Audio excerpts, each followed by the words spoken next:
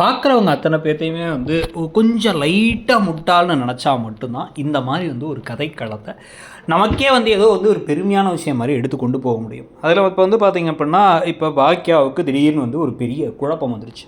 ஒரு பெரிய ஆர்டர் 500 பேருக்கு வந்து 500 பேரா 5000 பேருக்கு வந்து கிட்டத்தட்ட 5 பேரை வச்சு தான் சமைக்க முடியுங்களால. ஆனால் வந்து கிராமிய விருந்து கொடுக்கணும் அப்படின்னு அந்த ராஜசேகர் கொடுத்து சொல்லியிருக்காராம்.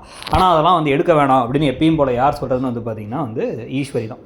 தேவையெல்லாம் மகளக்கால் வைக்காத, பிஸ்னஸ்னால் அப்படி தான் ஏகப்பட்ட நஷ்டமாகி போயிடும் அப்படி இப்படிலாம் வந்து பேச, எனக்கு நஷ்டமானதே வந்து அந்த பிரியாணி விவகாரத்தால் தான், கடன் வாங்கினதும் அதனால தான் அப்படின்னு அந்த பாக்கியா சொல்ல, அப்படின்னாலும் பரவாயில்ல பாக்கியா, செய்ய முடியாத வேலையை செய்யாத அப்படின்னு சொல்லிகிட்டு இருக்கும் போதே ராதிகா என்ன சொல்கிறாங்க, உங்களுக்கு பணம் தானே பிரச்சனை, அட்வான்ஸ் வாங்க முடியாது, ஆனால் ஏற்பாடெல்லாம் பண்ணால் நான் பணம் தரேன் அப்படின்னு வந்து ஒரு சொல்கிறாங்க. சொன்ன உடனே வந்து இவ பணம் வாங்கினா பிரச்சனை ஆகிடும் அப்படின்ட்டு இவங்க உள்ளார வந்து இவங்களால 10 பைசா கொடுக்க முடியாது, இருந்தாலும் கொடுக்க மாட்டாங்க.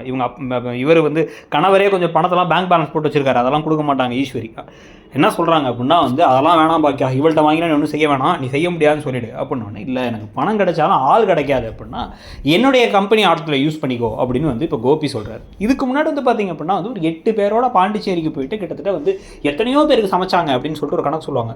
ஸோ அவ்வளோ தூரம் கணக்கு செஞ்சவங்க இப்போ ஆனால் செய்ய முடியல அப்படின்னு சொல்லிட்டு ஒரு ட்ராமாவெல்லாம் போட்டுட்டு இருக்காரு.